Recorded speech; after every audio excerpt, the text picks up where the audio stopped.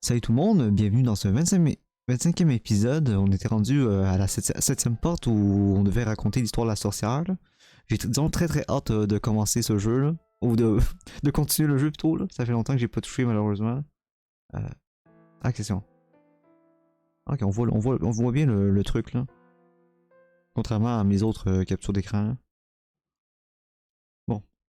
Ah, ça fait longtemps. Ah, j'ai très hâte de jouer là. Enfin, de lire surtout là. Ok. Je porte en moi l'enfant de Dieu. Voilà où tout a commencé. Les paroles d'une femme stupide déterminèrent le cours de toute mon existence. Avant même ma naissance, mon destin était tracé. Était-ce la foi qui l'a poussée à cette déclaration? Est-ce que c'était sa manière d'échapper à la réalité? Est-ce qu'elle le faisait pour l'argent? Ou la gloire? Je ne sais pas. J'ai été visité par un des anges du Seigneur. J'ai été visité par un des anges du Seigneur. Le village où elle vivait avait souffert d'années de maigres récoltes. Cela faisait des mois qu'il n'avait pas plu, et tous les villageois prièrent désespérément pour qu'un miracle vienne les sauver. Je porte un enfant, mais je n'ai jamais connu d'homme. Voilà ce que la proclama la femme enceinte, en plein milieu de la sécheresse. Et, le jour de ma naissance, au moment pile où je laissais échapper mon premier cri, une énorme pluie vint s'abattre sur le village. La tempête étancha la soif de la terre desséchée, nourrit les cultures et sauva le village. Les villageois étaient stupéfaits car ils s'étaient dit que la sécheresse ne s'arrêterait jamais. Tandis que de grosses gouttes de pluie ruisselaient sur le village, ils se réunirent avec exaltation autour du nouveau-né, autour de moi. Ah! C'est la fille de Dieu! Pour ajouter de l'intérêt, je pourrais prétendre que j'avais des pouvoirs magiques. Cela ferait peut-être une meilleure histoire si j'appliquais des forces surnaturelles. Mais après toutes ces années, voici ce que je pense vraiment. Ce n'était rien de plus qu'un hasard. Un coup de chance improbable. Une veine incroyable pour ma mère et le village, et une malchance indescriptible pour moi. Je porte un enfant, mais je n'ai jamais connu d'homme. Ah ah ah ah ah, comme si c'était possible. Peut-être qu'elle avait couché avec un homme qui était parti et l'avait abandonné. Et elle crachait ses mensonges pour se convaincre que ça n'était jamais arrivé. Aucun des hommes du village ne prétendit d'être mon père. C'était peut-être le mari de notre femme, qui, en tant que tel, ne pouvait pas se révéler, étant donné que l'adultère est un péché aux yeux de Dieu. La fille dont il chantait les louanges, l'enfant de Dieu, n'était en effet rien de plus que la fille ordinaire d'une misérable femme. Mais à l'époque, je pensais différemment. Je croyais aux paroles de ma mère. J'étais convaincu d'être une sainte. Et cela me donnait un sens du devoir, un but, plus qu'un complexe de supériorité. En tant que fille de Dieu, je croyais que c'était ma responsabilité d'aider tous ceux qui étaient dans le besoin. Donc, tous les jours je priais. Je demandais à mon père ce que je pouvais faire, ce que j'étais censé de faire. Tout le monde n'a pas la même bonté, cependant. Il y en aura toujours pour prêter l'oreille à ce que susurre le diable. Un homme affirma que j'étais la fille d'une charlatante. Il s'écria à l'entour, « Si tu es vraiment l'enfant de Dieu, alors fais-nous un miracle. » Aurait-il pu se montrer plus déraisonnable? Les miracles ne sont ni de la magie ni des tours de passe-passe. Ils sont réalisés par le pouvoir de la foi. Un noble villageois n'a pas à exiger de Dieu qu'il prouve sa propre divinité. C'est le comble de l'arrogance. Mais l'homme refusa de tenir compte de mes paroles. Donc, n'ayant d'autre choix, je réfléchis à ce que je pouvais faire pour lui montrer que j'étais bien une sainte. Et le sang fut à la base de mon inspiration. Michel, l'époque où j'ai vécu et l'époque où tu as vécu n'étaient pas si différentes. Notre façon de voir le monde, nos croyances sont très similaires. Donc, tu devrais comprendre qu'à notre époque, le sang était vu comme impur. C'était une chose horrible, chargée de maladies. C'est pourquoi on vidait le sang des animaux et on purifiait la chair avant de la consommer. Mais comme j'étais une sainte, mon sang était forcément différent. Comme le sang des saints qui m'avaient précédé, le mien était béni. Je croyais que je pourrais purger les gens de leurs impuretés.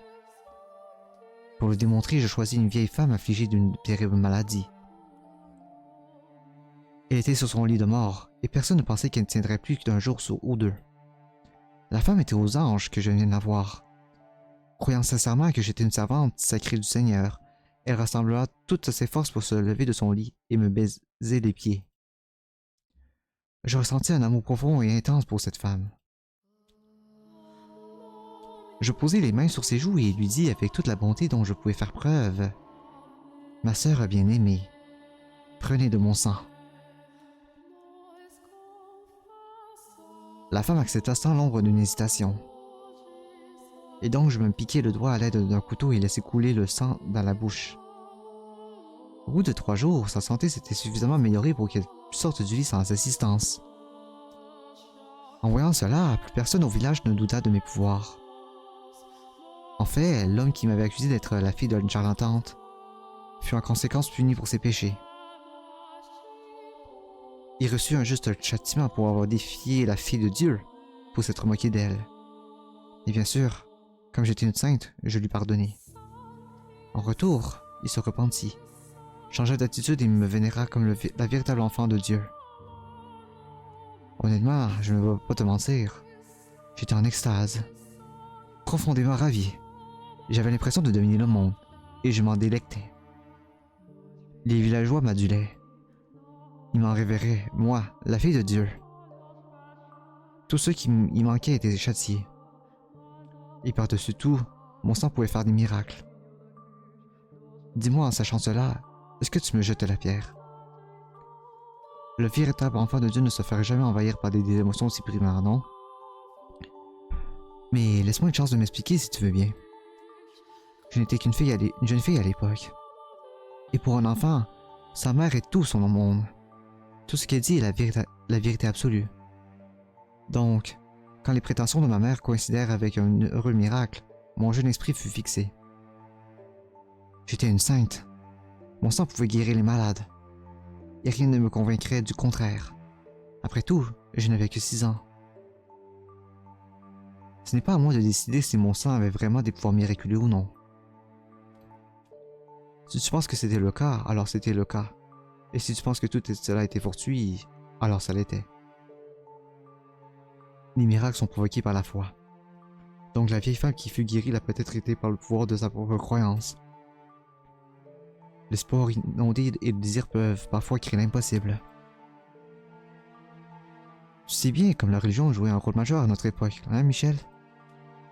Surtout pour quelqu'un dont la vie fut prise au nom de Dieu. Et tu sais bien comme une parole peut revêtir de la puissance, n'est-ce pas? Il n'a pas fallu longtemps pour que la rumeur d'une enfant de Dieu faiseuse de miracles se répande. Des voyageurs venus de fort lointain arrivèrent au village, tout en quête d'aide. Poussé par un mélange de jubilation et de devoir, j'ai accordé ma bénédiction à tous les pèlerins qui le souhaitaient. Je leur donnai mon sang, oui. Mes jeunes mains étaient perpétuellement couvertes de blessures. À court de peau sur mes doigts, je me coupais le dos des mains, des paumes et des poignets. En peu de temps, ils étaient devenus gonflés, déchiquetés. C'étaient des monstruosités au noir et en rouge. Et donc je les gardais enroulés dans du tissu en tout temps. La seule fois où je les découvrais, c'était pour donner du sang à ceux qui le demandaient. Mes mains lacérées étaient, il va sentir horriblement laides.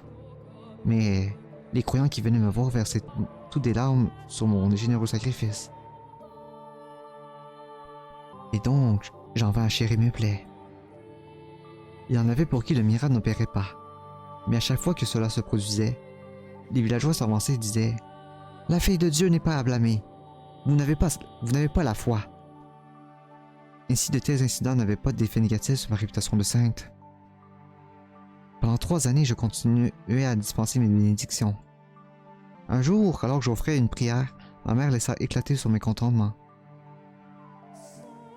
Pourquoi serais-tu obligé de distribuer des miracles sans rien en échange? Pourquoi donner à des étrangers la grâce? On devrait recevoir une compensation. Nous méritons une rémunération. Si nous demandions une petite quelque chose pour chaque bénédiction, nous pourrions vivre tellement plus confortablement. J'étais sidéré. Comment la mère d'une sainte pouvait-elle tenir de tels propos? Et déjà était ma vocation, un appel divin, et l'on entendait à un paiement. J'ai failli en pleurer, en voyant ma mère se soucier de désirs aussi profanes. Je lui expliquai donc combien ma tâche était importante. Je lui appris que nous ne devions pas convoiter des richesses matérielles, que nous devions dédier notre vie au service de notre prochain. Tu as raison, ma sainte chérie, dit-elle compréhensive. Et je la crus. Je m'endormis cette nuit-là, convaincu qu'elle avait vraiment compris qu'il n'y aurait plus de problème. Mais le lendemain, je fus vendu. Des hommes que je n'avais jamais vus auparavant me soulevèrent par les bras et me jetèrent dans un chariot. Confuse et paniquée, je réussis à sortir la tête du chariot, au chercher les yeux de ma mère. Au loin, dans l'ombre de la maison, je la vis avec un homme étrange, en train d'accepter une bourse remplie de pièces. Le chariot brinque-ballait tant que bien que mal tout en roulant le long d'une haute salle. Secoué de toutes parts à l'intérieur, j'avais beau résister, le chagrin et le désespoir me submergèrent. C'était sans doute la première fois de ma vie que je ressentais une émotion aussi puissante. Mais je ne savais pas très bien ce qui me désespérait autant. À l'évidence, je déplorais ma situation actuelle, mais je n'étais pas sûr de savoir ce qui me blessait le plus. Était-ce d'avoir été vendu comme une esclave? Était-ce de voir que ma mère, la mère d'une sainte, avait été aveuglée par l'argent? Était-ce l'attitude des villageois, qui avaient regardé sans rien dire la disciple du Seigneur se faire jeter dans un chariot?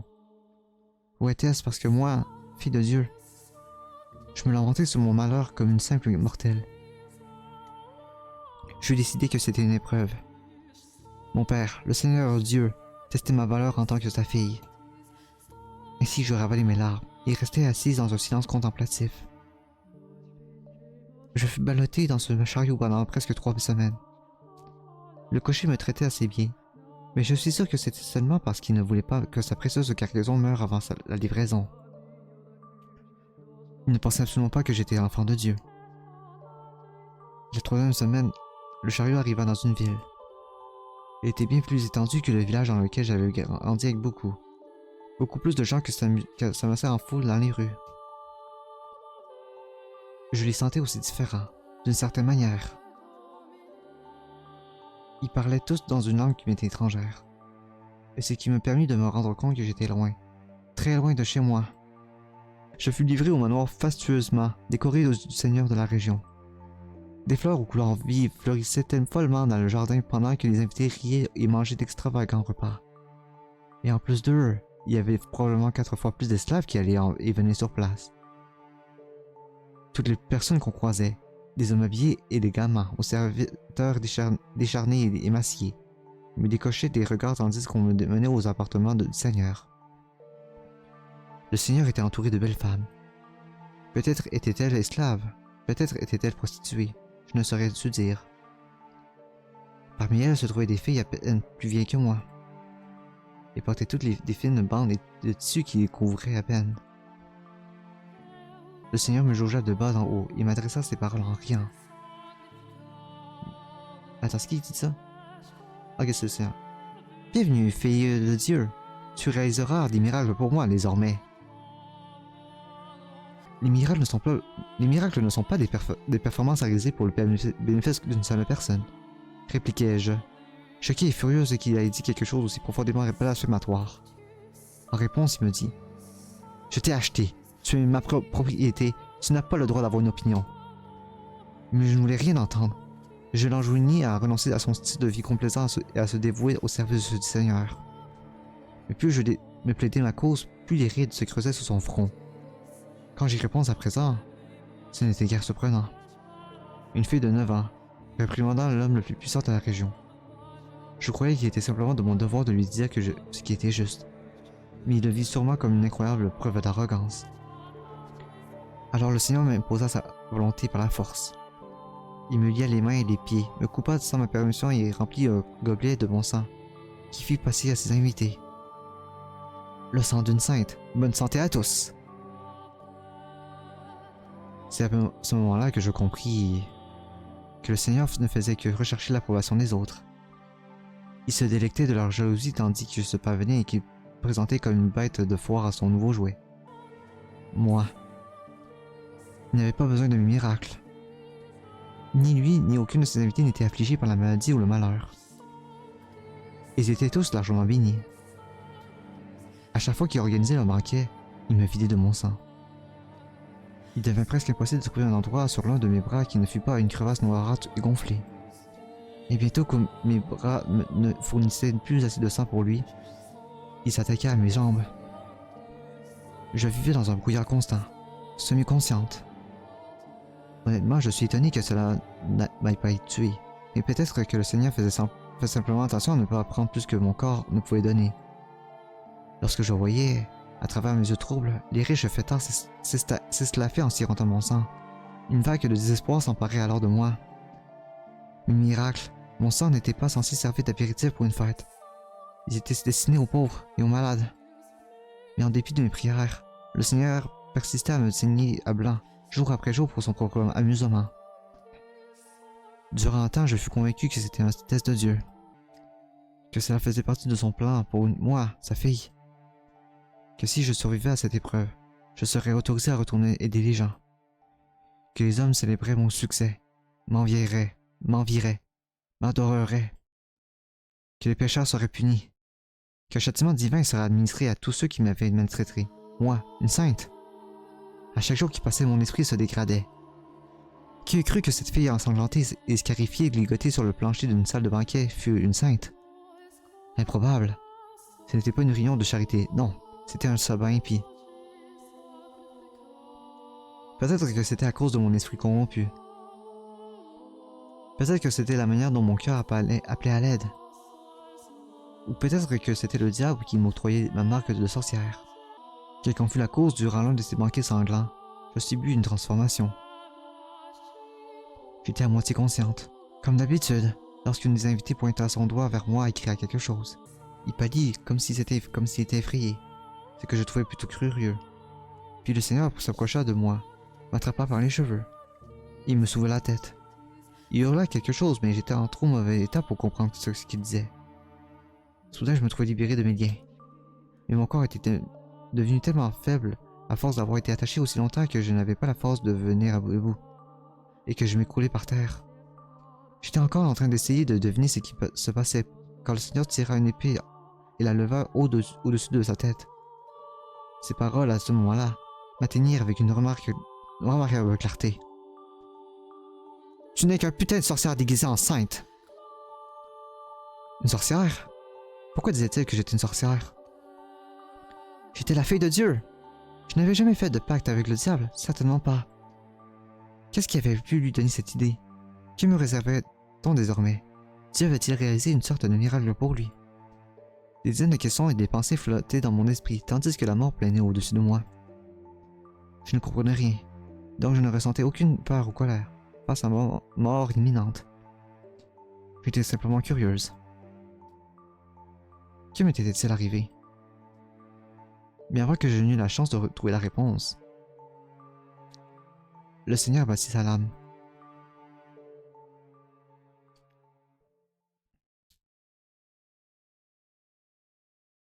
Bon, une histoire bien sanglante, là. Sans mauvais jeu de mots. Bon, ok. Sans prévenir, sans aucun temps pour m'y préparer, les ténèbres disparaissaient. Et une seconde plus tard, je m'écrase dans les escaliers, sévèrement. Ah! Ah! Ah! Tout contre mon oreille, j'entends le hush, hush de la rivière de sang. Le monde apparaît et disparaît dans mon champ de vision, donnant vie à des images très réelles, d'un passé que je n'avais jamais vécu. Je peux pratiquement sentir le feu couver dans les yeux des invités de ce fol banquet de sang. La vision se déforme, je n'arrive plus à la voir nettement. À qui appartient ce sang qui coule le long des escaliers? Est-ce le sien? Est-ce le mien? Qui suis-je? Une sainte? Une sorcière? Est-ce que je vois traverse une lentille de clarté? Ou de folie? Attendez, non, non! Je ne suis pas elle. Je suis Michel, personne d'autre. Ça fait mal, hein? Tu as du mal à respirer. Ta poitrine est en feu. Ta vision est floue. Tu es dans le noir. Tu te sens seul. Tu as peur. C'est frustrant, c'est démoralisant. C'est exaspérant, non? Ce que tu ressens, c'est exactement la douleur que j'ai ressentie. Ah, ah, ah.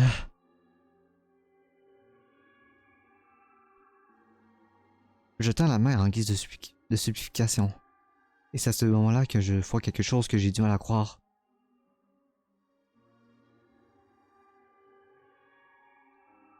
Mes deux bras sont couverts de plaies et du sang s'en découle à l'infini.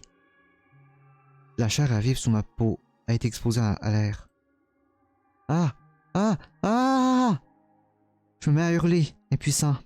Ces douleurs, son passé horrible, fait tout ce qu'elle peut pour me briser. Ce qu'a vécu cette petite fille de 9 ans me donne la nausée. Ça me tord, ça me serre, ça m'écrase. Qu'est-ce qui t'arrive? Es-tu vraiment aussi lent d'esprit, mon cher? Tu sympathises avec ma souffrance. C'est tout, moi. Tu es si gentil, Michel. Ah. Ah. Tu disais que tu n'abandonnerais pas, n'est-ce pas? Que tu dirigerais vers moi. Alors, ce n'est sûrement pas cette toute petite épreuve qui va te faire abandonner. Ah. Ah.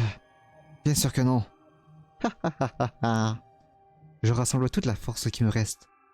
Et je commence à grimper l'escalier en rampant. La rivière rouge pénètre dans mes plaies ouvertes et la douleur me pique intensément. Le simple acte de lever le bras ou la jambe est une agonie quasi intolérable. Le sang qui coule de mes bras lacérés se mélange au sang qui trempe déjà le tour. La voilà donc, la douleur que Morgana a ressentie. Est-ce que tu méprises tout le monde, Morgana? Est-ce que ton ressentiment envers ta mère pour t'avoir trahi, envers les gens qui venaient de commander ton sang, envers l'océan qui a pris ta vie, s'est transformé en haine envers toute l'humanité? Ta perception de moi est encore incorrecte, Michel. Ma rancune ne vise qu'un petit nombre d'élus. Réfléchis-y, mon cher. Sur les millions de milliards de gens qui vivent sur cette planète, mon monde ne comprend qu'une minuscule fraction d'entre eux. La haine envers toute l'humanité? Non, ce que je ressens n'est pas aussi vague, loin de là. Mais si j'étais morte en croyant toujours que j'étais une sainte, peut-être que je n'aurais pas eu une mission aussi bien définie. Est-ce que tu veux dire que le Seigneur ne t'a pas tué? Oh mon Dieu, tu pensais vraiment que c'était la fin de mon histoire? Malgré tous tes beaux discours, tu as peur de devoir subir encore plus de souffrances du même acabit, n'est-ce pas? C'est toi qui as dit que tu ne renoncerais pas, pourtant... Vas-y, partage ma souffrance. Sans perdre la raison. Vais-je devenir fou, là? Allez, bon. Ah. Ah! Une fois de plus. Mon environnement s'effrite. Je n'ai pas mon mot à dire. Je n'ai pas la possibilité de refuser, avant d'être traîné dans le passé. Jusqu'à ce que ce repoussant manquait. Je lève la main. J'essaie de le tendre aussi loin que possible, mais je n'arrive à saisir que les ténèbres. Mon corps sanglanté replonge au fond de l'abîme. La lueur devient plus réelle qu'un souvenir. Et me grignote la raison.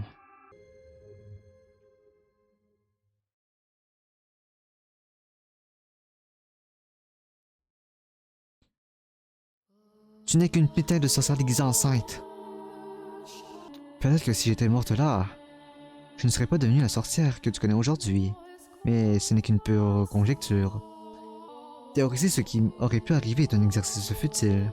Mais non, je ne suis pas morte ce jour-là. Les esclaves du Seigneur s'étaient regroupés. Suite à leur mauvais traitement constant, ils avaient choisi ce moment pour démarrer leur révolte. Quand il a battu sa lame, quelqu'un fonça dedans et il fut dévié de sa course. Je n'avais pas la force de me remettre sur pied, donc je regardais simplement le chaos qui se déroulait sous mes yeux troubles. Il ne m'est venu même pas à l'esprit que je devais essayer de m'enfuir. À un moment donné, durant la révolte, un jeune homme, l'un des esclaves, m'attrapa par un de mes bras en sang, inerte, et m'amena hors du manoir du Seigneur. Le jeune homme m'amena dans les bas-fonds de la ville, en un endroit où les gens se serraient les coudes face à l'adversité, où ils réussissaient à peine à gagner leur pain quotidien, alors payer les impôts exigés. Le temps qu'on arrive à un petit bordel situé dans cet taudis, le brouillard qui entourait mon esprit commença à se dissiper. Je ne savais pas où nous étions, et je tremblais sous le regard de ces femmes en petite tenue. D'une certaine manière, je crois que ça devait être le moment le plus effrayant de ma vie, malgré tout ce que j'avais subi d'autre. L'idée que j'étais tombé si bas au point de devenir une prostituée me faisait mourir de peur. Après tout, j'étais une sainte, et les saints sont censés rester purs. Écarter les gens pour n'importe quel homme qui me donnerait quelques sous de faire voler en éclats mon identité. Alors que toutes ces pensées s'agitaient dans ma tête, je criai probablement « Non !» en crise de protestation. Car l'esclave me jeta un regard exaspéré et me dit qu'il ne m'avait pas emmené ici pour devenir une prostituée. Il me dit qu'il connaissait quelqu'un à cet endroit, quelqu'un à qui je pouvais avoir confiance, et qu'il me donnerait une chambre. J'avais du mal à le croire, cependant, je ne pouvais pas donner foi à la parole d'une prostituée. Une personne qui m'a accordé plus de valeur à l'argent qu'à son propre corps. C'était un piège, j'en étais sûr. Un jour, il dirait que je devais travailler. Aucune de ses paroles ne me persuadait du contraire. Comme il voyait à l'évidence que j'étais méfiante, l'esclave fronça les sourcils d'un air d'excuse et me dit « Même si je le voulais, tu ne pourrais pas travailler avec une tête pareille. » Je n'en crus pas mes yeux. Ce ne pouvait pas être mon visage. Ce devait être une illusion. Ce ne pouvait pas être vrai. Ce n'était pas le visage d'une sainte. Il ne pouvait pas en être ainsi. Ce n'était pas réel. Ce n'était pas possible. Les plaques de peau étaient tombées de mon visage et avaient mis à nu la chair rouge à vif. Cela ressemblait vraiment à ce qu'on m'avait fait aux bras et aux jambes. Sauf que personne ne m'avait jamais entaillé mon visage. En me contemplant dans le miroir, j'en vins, même moi à douter de ma propre sainteté.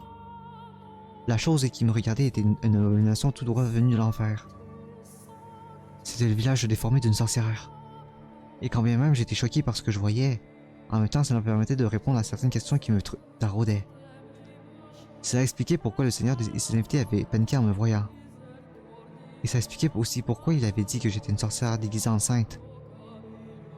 Au fur et à mesure de la dizaine de banquets auxquels j'avais participé, mon visage avait dû muter. En cette chose horrible, dégoûtante, monstrueuse, voir ce que j'étais devenu sapant en moi le peu de volonté qui me restait. Pas parce que j'aimais spécialement mon visage ou parce que je pensais que j'étais très belle, mais parce que je fus anéanti de voir que tout ce qu'il y avait de sain en moi partait en lambeaux. Test de Dieu ou non, je n'avais plus la force d'essayer de le surmonter. Je suis décidé que je préférais mourir plutôt que de souffrir plus longtemps et je suppliai l'esclave de m'achever. Prendre sa propre vie était un péché. Si je le faisais, je ne pourrais pas retourner aux côtés de mon père. Et je voulais lui demander pourquoi il m'avait infligé de tels tourments. Mais le jeune homme refusa. Se me prenant complètement sur mes vraies intentions, il me dit que si je persévérais, je connaîtrais des jours plus meilleurs. Il me dit que si je survivais, je finirais un jour par avoir l'opportunité de me venger. Je n'avais pas de préoccupation aussi matérielle pourtant, mais si personne ne voulait en prendre ma vie, je n'avais pas d'autre choix. Je devais vivre. Je me prisais la vie au bordel. Les hommes qui venaient acheter leurs services étaient des bouffons répugnants, le genre d'hommes qui pensent pouvoir tromper Dieu. Et les femmes qui les cajolaient étaient toutes aussi repoussantes. Cela dit, je n'avais nulle part où aller. Ce qui veut dire que j'étais obligé de souffrir cet endroit écœurant. Mais après environ un an passé là-bas, mes sentiments avaient évolué. Les femmes du bordel prenaient bien soin de moi et me traitaient comme une sœur. Au début, c'était tout simplement irritant. J'étais une sainte. Comment une sainte aurait-elle pu avoir des sœurs pour prostituer? Mais avec le temps, j'ai appris à mieux les connaître. J'en vais à comprendre d'où elles venaient, ce qu'elles avaient subi. Alors même qu'elles arrivaient à peine à gagner assez d'argent pour mettre du pain sur la table, dès qu'elles en avaient un peu de côté, elles l'utilisaient pour acheter des médicaments. Des pommades à appliquer sur mes bras, mes jambes et mon visage. Et par conséquent, suite à leur générosité, mes bras et mes jambes respirent une apparence presque humaine, mais rien n'avait effet sur mon visage. À l'occasion, l'esclave passait prendre de mes nouvelles. Les autres hommes me trouvaient affreuse et ne s'approchaient pas de moi, mais lui il était différent. Et chaque fois qu'il venait, il me disait un jour « Je te montrerai le monde ». Et pour te dire toute la vérité, je commençais à m'attacher à tout cela. Mon époque au bordel fut probablement, tout bien réfléchi, l'un des chapitres les plus joyeux de ma vie.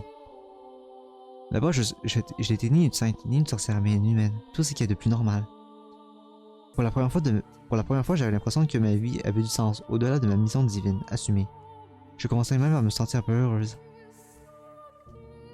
Et à chaque jour qui passait, peu à peu, mon intransigeante vision du monde gagnait en souplesse.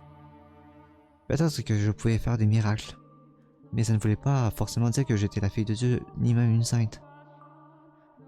Peut-être que je n'étais qu'une personne normale, avec des capacités spéciales. Ridicule, non? J'avais beau accepter mon humanité, je refusais toujours de renoncer à mes pouvoirs miraculeux.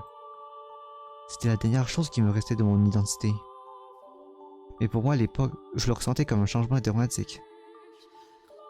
3 ans après la révolte au manoir du Seigneur, j'eus mon 12e anniversaire, pour lequel ils m'organisèrent une petite fête. Toutes les femmes s'étaient cotisées pour avoir de quoi m'offrir des friandises, et les jeunes esclaves étaient là aussi. J'étais heureuse. Je me disais que si la vie continuait ainsi, cela m'irait de ne plus être une sainte. Mais va savoir pourquoi. Dès que je le touche, le bonheur semble toujours me filer entre les doigts. Personne ne veut vraiment le perdre, certes, mais bon, pourquoi s'acharner sur les mêmes personnes? Ça m'allait très bien de ne pas être malheureuse. Je vais te raconter ce qui s'est passé cette nuit-là. Le soir de ma fête d'anniversaire, des bandits attaquèrent le bordel. Il faut dire que les bandits n'étaient pas rares à l'époque, car tout le monde était toujours sous ses gardes. Ils ne sortions jamais de nuit. Ils ne se contentaient pas seulement de voler. Ils étaient armés d'épées et tuaient fréquemment leurs victimes si nécessaire.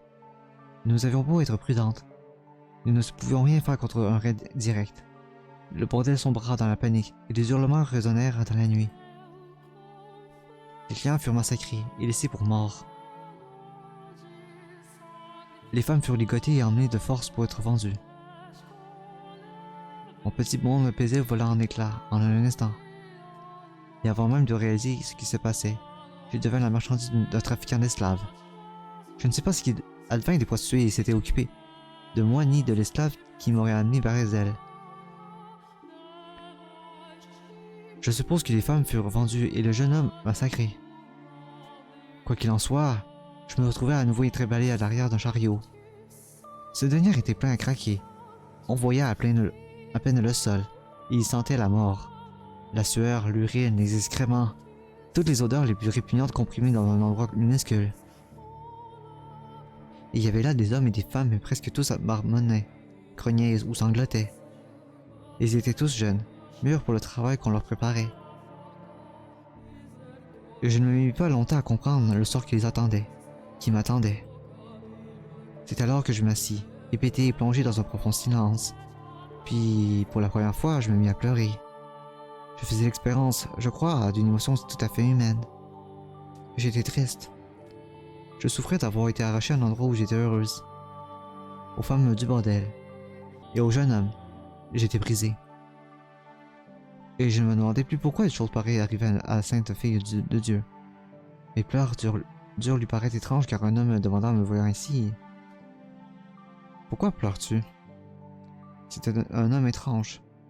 Pour commencer, il ne ressemblait à personne d'autre. La couleur de sa peau, la taille de son nez, la forme de ses yeux. Tout en lui était inouï, inhabituel. D'un ton hésitant, je répondis « Je suis triste parce que je n'ai pas eu la chance de témoigner ma gratitude envers ceux que j'aime. » L'homme garda le silence. Il semblait plongé dans ses réflexions. Je ne savais pas pourquoi il me posait cette question, mais quelque chose chez lui me mettait mal à l'aise. Donc je n'osais pas lui demander. Plusieurs heures s'écoulèrent, puis l'homme se leva soudain. Les gardes n'avaient aucune patience pour ceux qui sortaient du rang, et ils nous montraient bien qu'ils n'hésitaient pas à nous tuer s'il le fallait. C'est pourquoi, sans surprise, l'un d'entre eux, situé à l'arrière du chariot, tira son épée et la pointa vers l'homme. La surprise survint juste après. L'homme, les mains liées comme nous tous, bondit vers le garde, le cogna au visage avec ses poings et lui vola son épée. Tout le chariot était sous le choc. Les gardes étaient trop stupéfaits pour réagir efficacement, donc ils furent rapidement à terre. Et comme la révolte de cet homme avait eu lieu entre deux villes, les esclavagistes n'auraient pu de toute façon appeler personne à l'aide avant d'être massacrés. En un clin d'œil, tout était terminé. Il n'y avait rien d'humain dans ce à quoi je venais d'assister. Si je devais le décrire, je dirais que c'était comme si une bête sauvage avait attaqué. L'homme fouilla dans les habits des marchands jusqu'à ce qu'il trouve des clés, qui m'apporta en m'ordonnant de lui enlever ses chaînes. Je fis donc comme il me demandait. Une fois que les futurs esclaves eurent compris ce qui s'était passé, ils se mirent à applaudir. Leurs misérables âmes avaient été sauvées. Et l'espace d'un instant, c'est ce que je crus aussi. Quand l'homme eut les mains libres, il roula les épaules d'une paire de fois. Il s'assura que tout était bien en place. Et là, il commença son massacre. Les hurlements d'agonie emplissèrent le chariot au fur et à mesure qu'il faisait virevolter sa lame à travers les hommes et les femmes sans défense tassés à l'intérieur. Chaque surface du chariot fut recouverte de sang et d'entrailles. Ok, en fait, il a libéré le futur bourreau, là. Et ceux qui tentèrent de s'échapper n'eurent pas le temps d'aller bien loin avant d'être impitoyablement empalés. Et ceux qui tentèrent de s'échapper n'eurent pas le temps d'aller bien loin avant d'être impitoyablement empalés. La scène semblait tout droit sortie d'un cauchemar. J'étais pétrifié. Pas de peur, parce que mon cerveau avait arrêté de fonctionner. Je n'arrivais pas à comprendre ce qui se passait, donc mon esprit le rejetait. Je n'étais plus qu'une poupée de sans-vie. En rien de temps, tous les esclaves étaient morts, et j'étais assise dans une mare de sang, à contempler l'homme. Il pointa sa lame vers moi, et me dit avec un petit sourire dans le coin, « Pourquoi tu n'étais pas enfui ?» En retour, je lui demandai pourquoi les avez-vous tués. Son sourire s'évanouit, et après avoir réfléchi un moment en silence, il me répondit, « Parce que j'en avais envie. » « Et pourquoi suis-je encore en vie ?» lui demandai-je. Sur à quoi il répliqua de bref, « Je ne sais pas. » Puis il rangea sa lame et partit au loin. Je me retrouvai alors toute seule, entourée de cadavres. Lorsque je baissai les yeux, je vis une moitié de visage me fixer.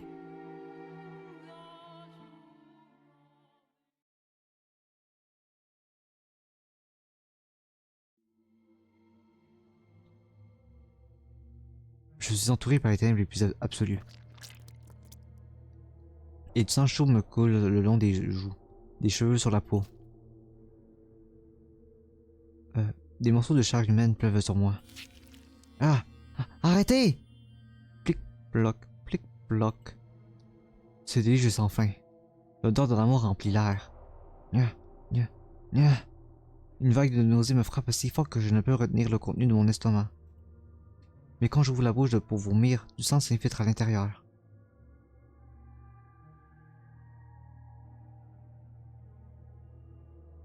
Ah! Ah! Ah! Nya, lâchez-moi! Les cadavres s'accrochent à mes chevilles et me tirent vers le bas. Vers où? L'enfer? Ou vers la montagne de corps? À présent, est-ce que tu comprends qu'il y a bien une époque, quoique bref, où j'étais heureuse, où je ressentais des émotions, comme les humains.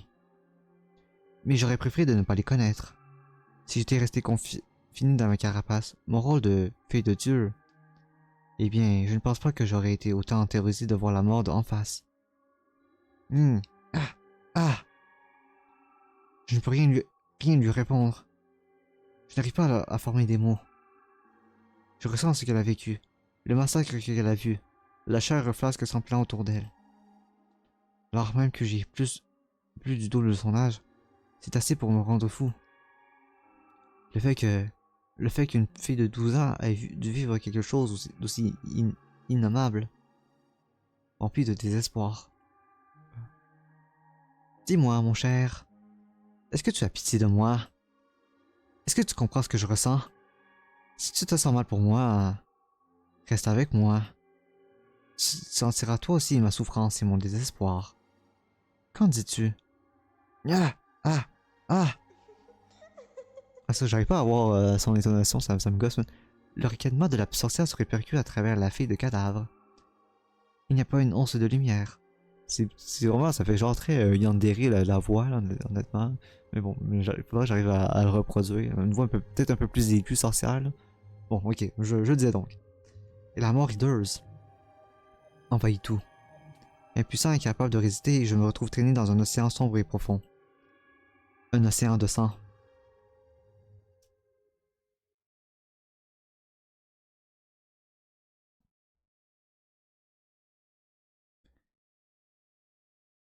Bien, continuons. Après cela, je fus complètement perdu pendant un bon moment. Je ne voulais pas revenir en ville car je savais qu'il n'y avait plus personne pour me recueillir. Il n'y avait que le Seigneur, lui qui m'avait attaché et vidé de mon sang. Alors je me mis à parcourir les routes sans but précis, sans rien pour me défendre hormis les habits que je portais. Pour être honnête, je suis assez étonné de n'avoir pas été attaqué par des bandits. Après avoir marché pendant des jours sans nourriture, sans eau, j'avais l'esprit tout rouble, et j'étais épuisé, à bout. Au loin, je vis un lac. Guidé par la soif, je me dirigeais d'un pas chancelant vers l'eau, sans me rendre compte que je m'éloignais ainsi de la route principale. Et il se trouve que ce fut le bon choix, car il y avait une petite chaumière à côté du lac. De la fumée sortait de la cheminée, ce qui m'indiquait qu'il n'était pas abandonné. En désespoir de gros, je frappai à la porte. Personne ne répondit. La porte n'était pas verrouillée. Je l'entrouvris alors lentement, avec hésitation. Et derrière, je tombai sur une vieille femme assise sur une chaise, morte. La femme était une sorcière. De métier, je veux dire. À ce qui semblait, elle avait eu une grande connaissance des herbes médicinales, et s'en était servie pour concocter des remèdes.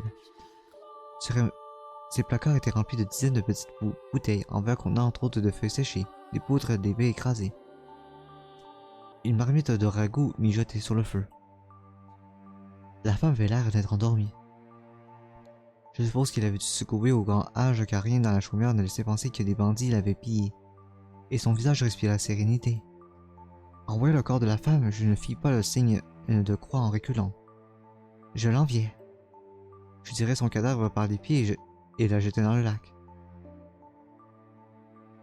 Est-ce que tu penses qu'agir ainsi fait de moi une mauvaise personne? Tout le contraire d'une sainte. C'est ce que je n'avais nulle part où aller, et la propriétaire de cette charmante chaumière n'était plus de ce monde. Je n'avais plus aucune raison de ne pas la remplacer, non? Après tout ce que j'avais traversé, je méritais d'avoir un endroit confortable, où je me sente bien, tu ne crois pas? Et donc je m'installai dans la chaumière de la vieille sorcière, et y restai jusqu'à la 16e année. Je n'avais que 16 ans, et pourtant un horrible cynisme avait pris racine dans mon cœur. Je n'avais aucune confiance dans les autres. Je les rejetais. Je construisais de hauts murs autour de moi. Après une enfance aussi sanglante et tumultueuse, c'est tout ce que je pouvais faire pour me protéger, pour empêcher mon jeune esprit de craquer. Néanmoins, les voyageurs venaient, à l'occasion, rendre visite à la chaumière, de la vieille sorcière à la recherche de remèdes. Quand quelqu'un se présentait, j'entrouvrais précautionneusement la porte et je leur disais qu'ils pouvaient échanger ce qu'ils voulaient contre de la nourriture. Je ne montrais jamais mon visage. Ah, c'est les trois hommes. Ouais, je pense que c'est les trois hommes qu'on avait déjà rencontrés pour les. Pour les portes là, en gros là. Voilà, bref. Je disais donc, ok, je continue. Un jour, un jeune homme se présenta devant chez moi. Ma soeur est très malade. Elle a désespérément besoin de remèdes. Son ton était calme et posé. On sentait de la douceur, de la gentillesse dans sa voix, ce que je trouvais inhabituel et étrange. Quel genre de personne était-il? À quoi est-ce qu'il ressemblait? Quelles étaient les expressions de son visage quand il parlait? Pour satisfaire ma curiosité, je jetai un rapide coup d'œil à travers l'entrebâillement de la porte. C'était un beau jeune homme avec des cheveux blonds ondulés. Je pense que ouais, ça fait référence à... Disons, la première histoire fait référence plus ou moins à Geppetto, là, pas Jacopo. La deuxième histoire fait référence à...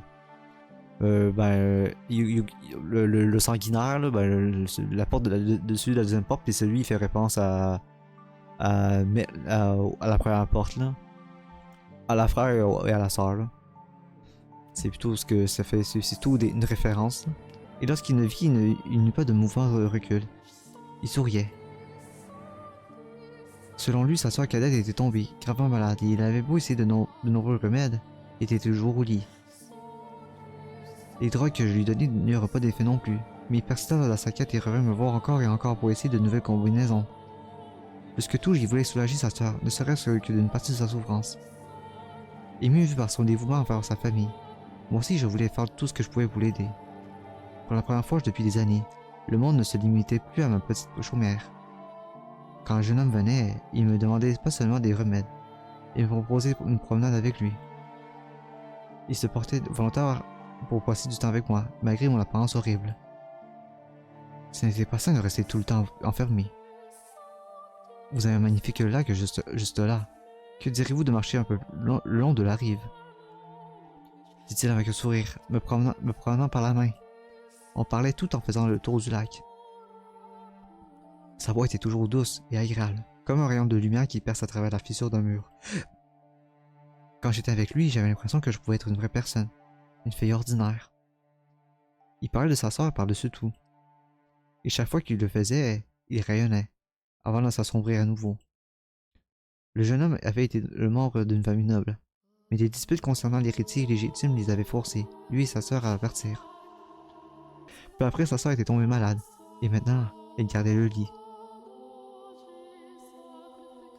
J'en suis au point où j'accepterais n'importe quoi pour qu'elle aille mieux. Même un miracle, si je peux en avoir un.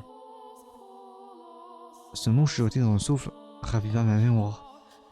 J'étais une sainte. Mon sang avait des propriétés curatives. Je n'avais aucune raison d'hésiter. Quelqu'un avait besoin de mon aide. Et qui le méritait plus que la sœur de ce gentil jeune homme. Je décidai donc de lui dire qui j'étais vraiment. Que mon sang avait des pouvoirs miraculeux. Qui soignait les gens. Que le jour de ma naissance, la sécheresse qui accablait le village avait pris fin.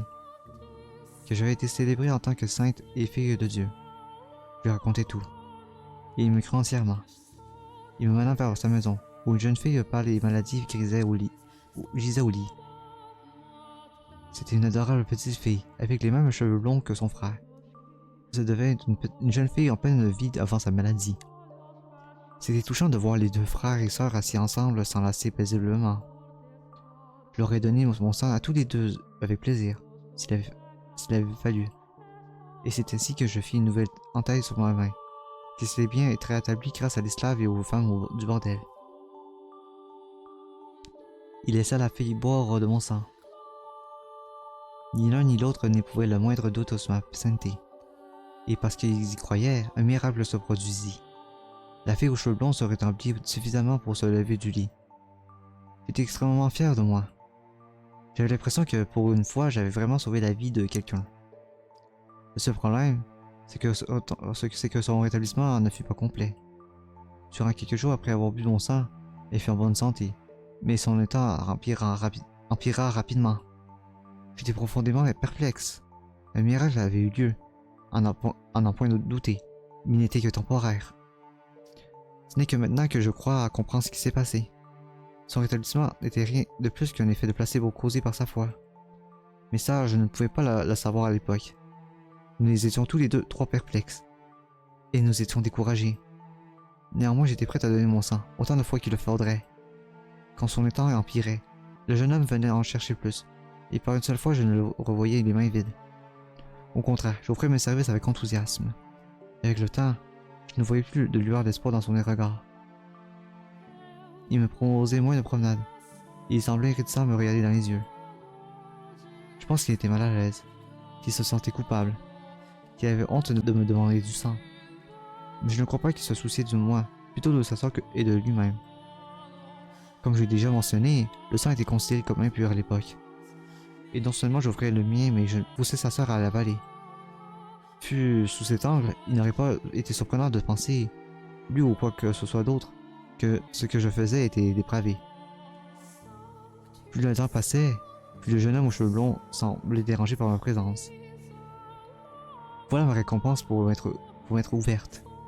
Voilà ma récompense pour avoir laissé sa douce et chaude lumière m'éclairer. Au moment où les choses tournèrent mal, il recula.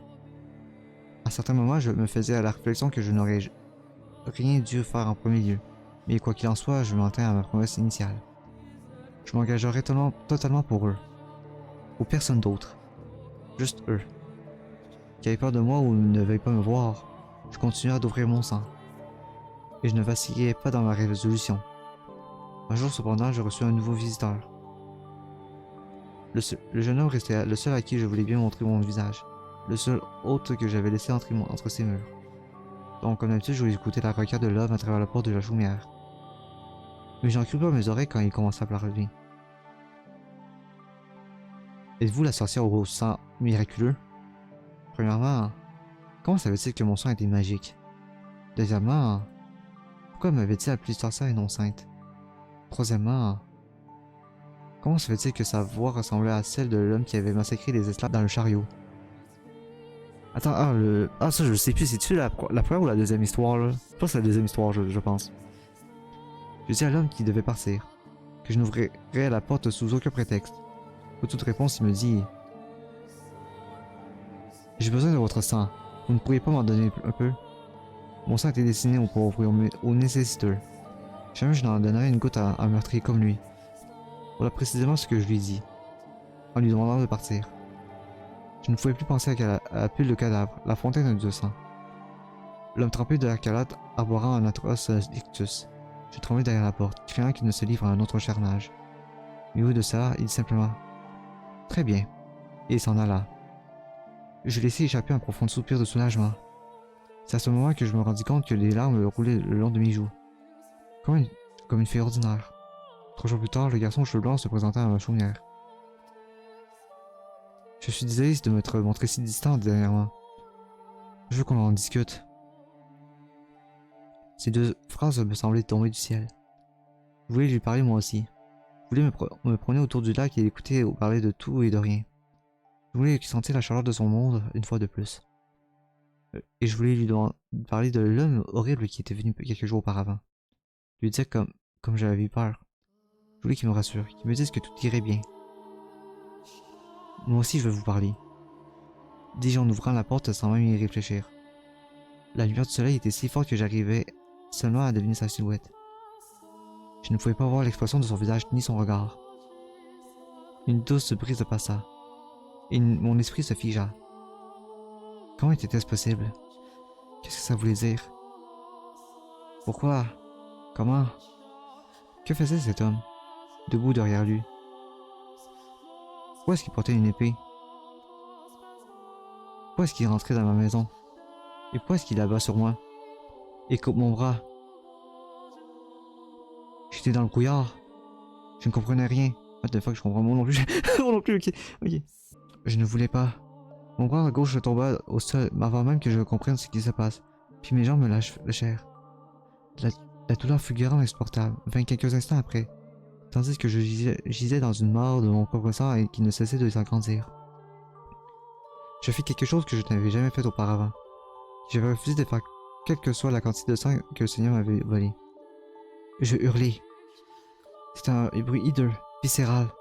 Je n'aurais jamais cru qu'une sainte pouvait produire un tel son. Le même gris strident que les esclaves avaient fait quand l'homme les avait découpés. Je me tordis de douleur, je gémis, je sanglotais, je rampais le sol de mon propre sang. Je le priais et priais et suppliais de me laisser la vie sauve. L'homme s'avança, ramassa mon bras coupé, et ensuite, à mon grand désarroi, il le lança au gentil jeune homme. Après quoi il dit: va à ta part, ça devrait se faire pour un bon bout de temps. Part? Comment ça va part? De quoi est-ce qu'il parlait? Pourquoi il lui a donné mon bras, et pourquoi il l'a pris? Pourquoi il parle comme s'il se connaissait? Pourquoi? Je lui avais donné mon sang à chaque fois qu'il le demandait, non? Alors pourquoi il faisait ça? Il préférait me couper le bras et le voler plutôt que de simplement me demander de l'aide, peut-être? Tu comprends ce que je ressens, n'est-ce pas? Tu peux te mettre à ma place, hein? Le jeune homme refusa de me regarder dans les yeux. En tenant mon bras ensanglanté dans ses mains tremblantes, il s'enfuit de la chaumière aussi vite que ses jambes le lui permettaient. L'homme s'approcha ensuite de moi et me souleva. Je n'avais ni la force ni la volonté de résister. En me tenant dans ses bras, il commença à parler. À dire des choses que je ne voulais pas savoir. Des choses que je ne voulais pas entendre. Mais il s'en moquait. Sans rancune. J'ai juste besoin de ton sang. Sans cela, il va perdre son église. Sans rancune? Dis-moi, y a-t-il qui que ce soit au monde qui ne ressentait pas un léger dépit après avoir été soumis à une telle torture? Comment pouvais-je laisser passer ça? Personne n'est sain à ce point. Ma confiance avait été trahie. J'étais censé tendre l'autre joue. Un homme avait fait irruption chez moi. Il m'avait amputé de mon bras et j'étais censé sourire et l'accepter.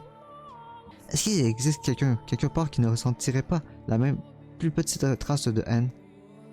Y a-t-il quelqu'un dans ce monde qui puisse simplement rire et faire comme si rien n'était face à un tel abus? Dis-moi, tu penses que c'est possible? Comment pouvais-je ne pas leur en vouloir? Comment pouvais-je ne pas les mépriser? Comment aurais-je pu leur pardonner? Dis-moi, je t'en prie. Dis-le-moi, comment? Il a besoin de l'argent. Il fallait que je trouve un moyen d'avoir assez d'argent pour garder son église ouverte. Et le Seigneur m'a fait une offre. Le Seigneur, ok. Et si je lui amène la sorcière au sang miraculeux, il financera la construction d'une toute nouvelle église pour elle. Le Seigneur? Pourquoi lui encore? Pourquoi ne peut-il me laisser tranquille? Ah, ça, ouais, c'est ça, la première histoire, c'est le Seigneur. Le Seigneur, c'est genre Jacobo, je pense.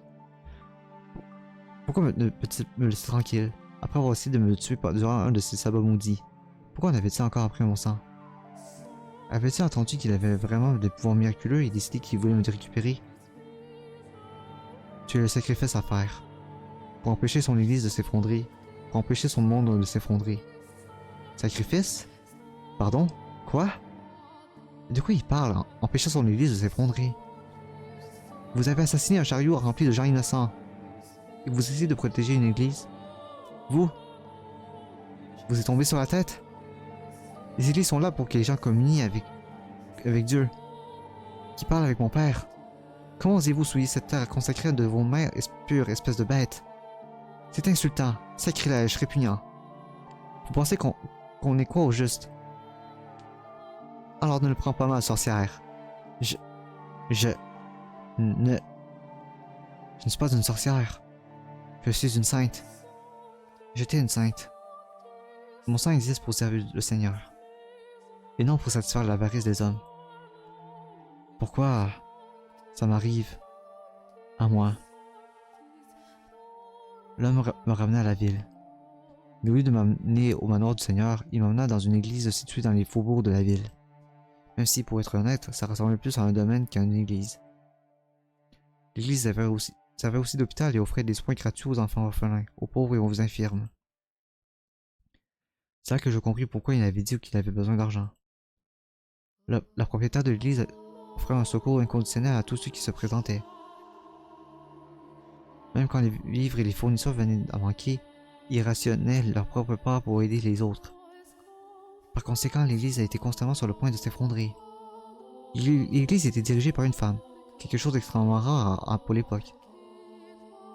Il n'y avait pas de prêtre, toute l'organisation était gérée par une seule nonne, que tout le monde appelait la sainte. C'était moi la sainte.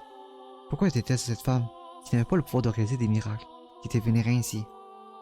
Pourquoi les gens de la ville l'idolâtraient-ils? Pourquoi tout leur sourire était-il dirigé vers elle? Pourquoi? Ce n'était pas moi. À sa place, l'homme me transporta jusqu'au sommet de la tour d'observation. C'est là que je retrouvai le Seigneur. Je dois verser mon sang pour les habitants de la ville, mais aussi pour le profit du Seigneur. Il n'offrait pas cette aide gratuitement, il le vendait comme une remède. Il prétendait que c'était une drogue miracle, sans dire à personne que c'était en réalité mon sang. Il était mélangé à un beau vin rouge, et le boire garantissait toute guérison. S'il savait que c'était en fait le sang d'une sorcière, il penserait que ce serait impur, et le redouterait.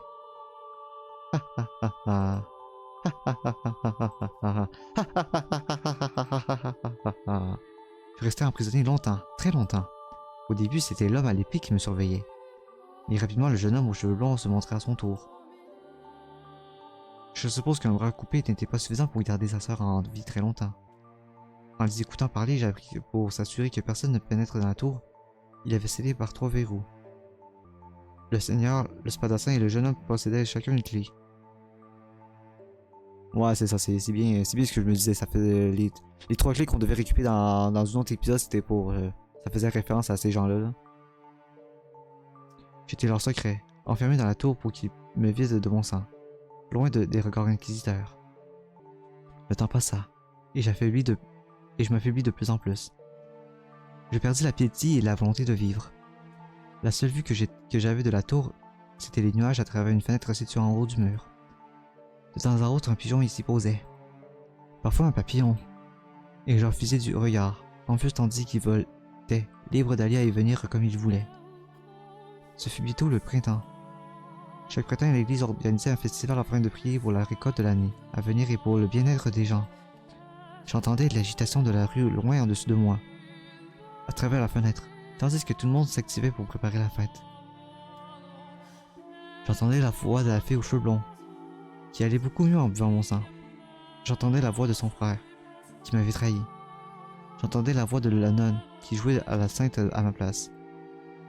J'entendais la voix du barbare à l'épée, qui m'avait coupé le bras. Et j'entendais la voix du Seigneur, la source de toutes mes souffrances. J'entendais les gens louer la sainte, alors que même moi, la vraie sainte, j'étais enfermé dans la tour.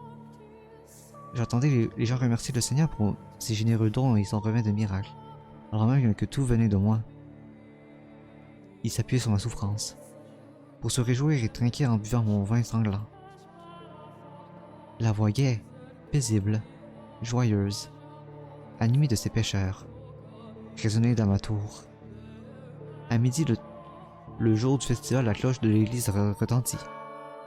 1, 2, 3, 4, 5, 6, 7, 8, 9, 10, 11. Et au deuxième coup, je mourus. Tandis que la dernière volée finissait de sonner, la porte de la tour s'ouvrit. De l'autre côté se trouvaient les 3 hommes. Ils avaient dû vouloir me prendre un peu plus de sang à utiliser pour le festival, mais ils arrivaient au pire moment possible. Le jeune homme aux cheveux blonds fut le premier à exprimer sa consternation. Pourquoi? Je n'ai jamais voulu qu'elle meure. Il ne mangeait pas? Le Seigneur jeta à mon cœur un coup d'œil désinvolte et dit impassible. C'est la tour. Compris? Personne ne doit la prendre. Comment pouvez-vous être aussi calme? Vous vous rendez compte de ce que vous avez fait? Ah, on rejette la faute sur moi? Comme ça doit être bien de pouvoir déformer la réalité sous la panique. L'homme à l'épée qui s'était contenté d'observer en silence l'échange entre le Seigneur et le garçon intervient. Tu es tout aussi coupable que nous. Non seulement il ne pleurait pas ma mort, mais il se disputait pour savoir à qui revenait la faute. Il n'y avait aucun regret, aucun remords. Le jeune homme murmura d'un air absent. Je n'ai jamais voulu qu'elle meure. Et peu importe ses intentions, non? Après tout, c'était cette raison qui m'avait lié à ce manoir. Et le fait qu'il ne ressente aucun chagrin à ma mort. Et qu'à la place, il se dispute comme de vulgaires rats. Ce fut le coup ultime. Quand pouvais-je ne pas les mépriser? Je ne crois pas que j'aie vraiment eu le pouvoir de réaliser les miracles de mon vivant. Tout cela était dû à la foi, à l'illusion de la croyance. Je n'étais ni une sainte ni une sorcière. Le vin fin de mon sang n'était efficace que parce que les gens plaçaient leur expérience dans l'autre sainte. Je n'ai toujours été qu'une simple humaine. Mais là, à ce moment précis, un vrai miracle se produisit. Mon père m'accorda une partie de son pouvoir. Ou peut-être était-ce le diable, qui me prêtait sa force. Je baissai le regard et contemplai mon propre corps mort, mon aspect misérable. Il n'y avait rien de beau dans le tas d'ossements que j'étais devenu. J'arrivais presque à sentir l'odeur de ma chair en putréfaction. Et c'était une sainte, ça? Je me mis à rire. C'était absurde, ridicule et enrageant. Il paierait ceux qui m'avaient précipité dans cet enfer, qui s'étaient moqués de moi, qui m'avaient infligé cela, qui les a fait de moi une sorcière. La haine m'envahit tout entière. J'eus en horreur tous ces habitants qui continuaient à sourire. Je voulais qu'ils sachent sur quel cadavre reposait leur petite fête. S'ils tenaient tant à m'appeler sorcière, alors sorcière je serais. Je les tuerais. Tous jusqu'au dernier. Je maudirais leurs âmes. C'est ainsi que je fis mon vœu. La plupart des gens verraient plutôt cela comme une malédiction, mais pour moi c'était très certainement un souhait. Et mon père, ou peut-être le diable, l'exauça. Depuis le jardin s'éleva un hurlement. Le jeune homme aux cheveux blonds connaissait cette voix mieux que personne. Il devint mortellement pâle, dévala l'escalier en spirale jusqu'à atteindre une fenêtre. Une jeune fille était à genoux et vomissait du sang sur l'herbe. Le jeune homme laissa échapper un petit cri et descendit le reste des marches. Dès qu'il atteignit le jardin, il sauva la fille dans ses bras. Mais il avait déjà expiré. Lorsqu'il comprit, il poussa un hurlement vers les cieux. Il dit la seule chose qu'il aurait dû garder pour lui. C'est la sorcière qui l'a tué. Le sang de la sorcière a tué ma sœur. Le vin que vous buvez, ce n'est pas un remède. C'est le sang de la sorcière. Vous buvez tous du sang de la sorcière. Dévasté par la perte de son unique famille, le jeune homme s'empara d'une fourchette en argent, la plongeant dans sa propre gorge, et il mit ainsi fin à ses jours. Naturellement, cela déclencha une véritable tollée. Les gobelets de vin s'écrasèrent au sol les uns après les autres, tandis que les gens qui les tenaient tombaient par terre et vomissaient ou avaient des convulsions. La nonne fut la première cible de leur colère. Ce qu'elle avait fait passer pour un remède s'avérait être du sang, une substance impure. Le sang d'une sorcière, rien de moins. Une servante de l'église, une servante du Seigneur, avait donné à boire à ses fidèles du sang. Ils laissèrent libre cours à leur indignation. Les gens l'entourèrent, l'attachèrent et la plaquèrent au sol. Au moment où il s'apprêtait à lui administrer son juste châtiment, l'homme à l'épée se précipita dans l'escalier et fila vers le jardin en plongeant sa lame dans le corps de tous ceux qui l'entouraient d'un homme. Les cris d'agonie à percer les tympans se répercutèrent sur les terres de l'église. Ce n'était plus l'endroit de Dieu, mais l'enfer sur terre. L'enfer conçu par les mains de l'homme. L'enfer peint en rouge avec le sang de ses frères. Les gens s'armèrent avec tout ce qui leur tombait sous la main et attaquèrent l'homme. Il avait beau être une bête, il n'avait quasiment aucune chance contre la force du nombre.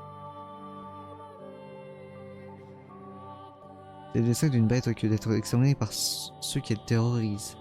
Une fois qu'il fut mort, la nonne n'avait plus personne pour la protéger. Elle aussi succomba à leur frénésie. Tout ce qui restait était un brasier inextinguible. L'hystérie et le désespoir, la folie et la violence, sans aucun exutoire. C'était une révolte qui, par comparaison, faisait apparaître le soulèvement des esclaves au manoir du Seigneur comme un jeu d'enfant. Puis, leur rage trouva une nouvelle cible, le Seigneur. C'était tout naturel, car c'était lui, le vrai méchant. C'était lui qui avait donné de l'argent et le sang de la sorcière à l'église. C'était lui qui en avait tiré profit. Et par-dessus tout, les gens éprouvent soin du ressentiment pour ceux qui leur sont supérieurs, surtout en période de trouble. La ville résonnait des cris réclamant la tête du Seigneur. Il contempla tout cela à l'abri, du haut de sa tour d'observation. Il ne pouvait rien faire d'autre, si ce n'est regarder son domaine brûler. Je ne peux qu'imaginer la souffrance qu'il a dû ressentir. Mais rapidement, la conscience visiblement en paix, il commença à descendre l'escalier en spirale. Il ouvrit la porte en bas et se révéla assez au sujet. Mais avant que la porte ne fût entièrement ouverte, avant même qu'il n'ait eu la chance de prononcer ses dernières paroles, quelqu'un lui enfonça un coup d'épée dans la poitrine. Sur ce, la rage et la fureur populaire diminuèrent dans une large mesure. Mais cela ne manqua pas la fin de la destruction. À peine quelques jours après, une épidémie ravagea la ville. D'horribles taches noires recouvraient la peau de ceux qui étaient infectés.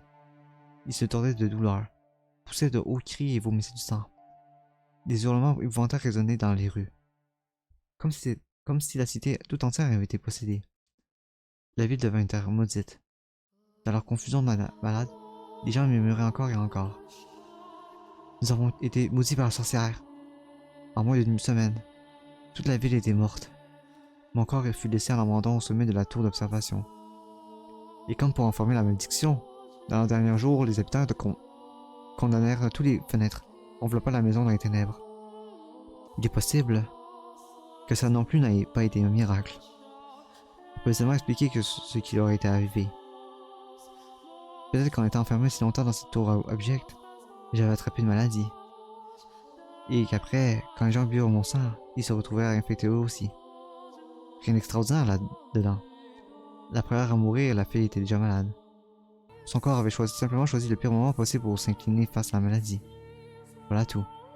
Et oui, ce n'était rien de plus qu'un hasard. Un improbable coup de chance. Un malheureux accident pour la ville et pour ces trois hommes, et un heureux hasard pour moi, aussi incroyable que ça puisse paraître. Mais j'aime à croire que c'était vraiment un miracle. Que même si mon sang n'avait pas de propriété curative, et même si je n'étais pas une sainte, que c'était mon vœu, ma malédiction, qui avait causé ce soulèvement. Que ça, c'était mon miracle. Dispensé par Dieu ou par le diable. Je choisis d'y croire. Croire que mon miracle n'avait pris sa véritable forme que par la suite. Ma malédiction avait provoqué la mort des 3 hommes.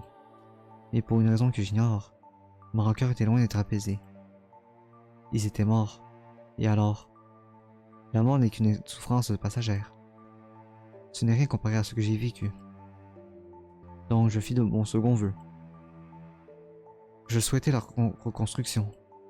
Je souhaitais une éternelle souffrance à leurs âmes. Je souhaitais les piéger dans un cycle infini de douleur et de haine. Voilà quel était mon souhait pour le jeune homme aux cheveux blonds. Il chérissait tendrement sa sœur. Il désirait une vie paisible. Je souhaitais donc exactement la même chose, et je fis le vœu pour que sa chère et tendre sœur l'aime plus que tout au monde. Que son monde ne soit détruit par un amour qui va trop loin. Voici quel était mon soin pour l'homme bête. Il était conscient de sa tendance à la violence, et il désirait être plus humain. Donc j'accentuais juste un petit peu son côté bestial. Je fis en sorte qu'il ne devienne jamais humain. Et qu'ainsi qu'il n'ait jamais la paix qu'il désire tant. Mon souhait pour le Seigneur était plus direct. Il semblait accorder beaucoup d'importance à la richesse et à l'autorité. Je m'assurais donc que ce seraient les seules choses qu'il pourrait jamais avoir. Qui a besoin d'amour ou d'amitié quand on peut se noyer dans le pouvoir? Une fois qu'il aurait tout perdu, la solitude serait sa seule compagne. Les souhaits peuvent devenir réalité, aussi longtemps qu'on s'y tient, qu'on ne sait jamais d'espérer, qu'on ne renonce jamais. Ils peuvent devenir réalité. Une souffrance éternelle sur toutes leurs âmes. Un cycle infini de reconstruction et de tragédie inéluctable. Dis-moi mon cher, est-ce que tu ressens la même chose que moi? Veux-tu les maudire avec moi? Je sauvegarder, on sait jamais là. Sauvegarder, hop.